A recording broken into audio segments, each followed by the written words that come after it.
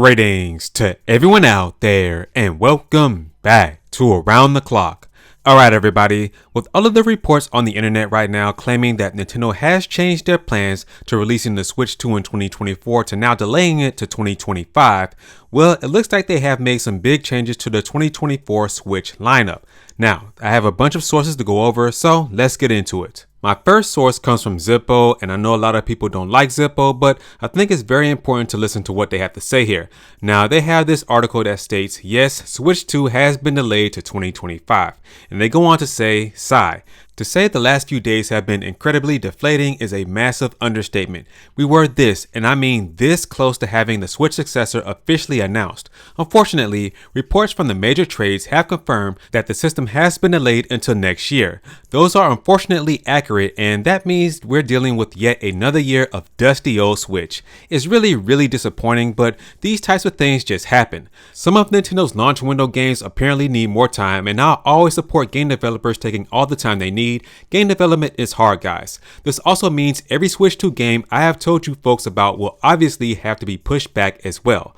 Nintendo was prepared for this though. They are sitting on well over a dozen finished Switch games that are ready to go at any time now. As part of Nintendo's revised schedule for this year, Metroid Prime 4, 2 mainline Pokemon titles, and more unannounced Mario games will release this year alongside a bunch of more unannounced remasters. All in all, it's a solid way to end the life of their most popular console, and it's a hell of a lot better than whatever the hell the Wii and Wii U ended up with. More from me soon. Now, these are some pretty bold claims coming from Zippo. They're saying that Nintendo's 2024 Switch schedule has now been revised to having Metroid Prime 4, 2 mainline Pokemon games, and we don't know what they are as of yet, some unannounced Mario games coming out this year as well, and a bunch of more unannounced remasters. Now, I'm going to get into what those games could be, but first let's talk about my second source, which comes from MyNintendoNews.com, and they state here, analysts, Nintendo is likely looking at a pretty dry pipeline this year at the reports of Switch 2 Q1 2025 delay. Now, down there at the second paragraph, it states, Nintendo is likely looking at a pretty dry pipeline this year, Toto said, and this is coming from Dr. Serkan Toto, and he says that the company will still try to keep the blockbusters for the next console, so 2024 might see more remakes of old Nintendo hits. In any case, 2024 will be a lot tougher for Nintendo without a new device.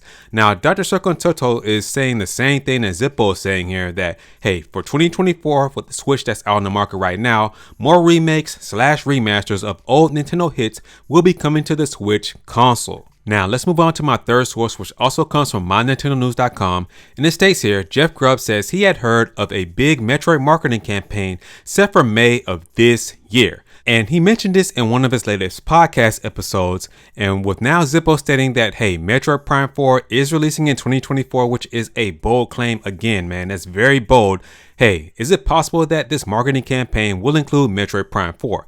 I think it will be, along with Metroid Prime 2 Echoes and Metroid Prime 3 Corruption, because hey, I wouldn't think that Nintendo would bring Metroid Prime 1 Remastered to the Switch without bringing 2 and 3 before Metroid Prime 4. It will only make sense, but hey, we'll see. I also think that possibly Fire Emblem Genealogy of the Holy War could be coming to the Switch this year. That game has been heavily rumored for a very long time, and possibly, and I know a lot of people are not going to like this, possibly Twilight Princess HD, Wind Waker HD, F-Zero GX, all of those games have been highly rumored for the Switch. Nintendo has already confirmed that Paper Mario The Thousand Year Door and Luigi's Mansion 2 HD are coming to the Switch sometime in 2024. In January, Nintendo released another cool recollection, and just the other day they released Mario vs. Donkey Kong. All of those games I mentioned are remakes / remasters, so Nintendo is already setting the trend that hey, 2024 is going to be the year of remakes / remasters. The only brand new game that has been released so far in 2024, or I should say is releasing in March of 2024 that we know of, is Princess Peach Showtime. So look, man, 2024 already looks like the year of remakes / remasters for the Switch, and to be honest, I do not have a problem with it. Nintendo does a really good job at these remakes / remasters, so if they're going to bring a bunch of these unannounced remakes / remasters to the Switch in 2024, along with Metroid Prime 4, some more Mario games that haven't been announced as well, I'm fine with that all the way through, and hey, some Pokemon games in there as well. Hey, that's going to be a solid lineup for me personally. I know a lot of people may not like this and they're going to say, hey, I don't want remakes / remasters. whatever, man. It's not your choice. Nintendo's making this decision, so it is what it is. Now, of course, with all of these Nintendo released games, there's going to be a bunch of third-party games released for the Switch in 2024 too, so it's not like we're missing out on any games coming to the Switch at all. They may not be the games that you want, but hey, I'm pretty sure that your backlog is extremely full, just like mine. So I don't know why anybody would complain about this. I know a lot of people are complaining online that the Switch 2 is releasing in 2025 as it's being reported, but I have a question. Would you rather have the Switch 2 with a weak lineup and released in 2024, or have them release it in 2025 and have a strong lineup? Please, someone answer that question. So with that being said, guys, that's going to do it for this video. Make sure to like, share, and subscribe. And as always, remember to keep it locked here at Around the Clock, where here we focus on Nintendo news content around the clock. I'll catch you guys in the next video.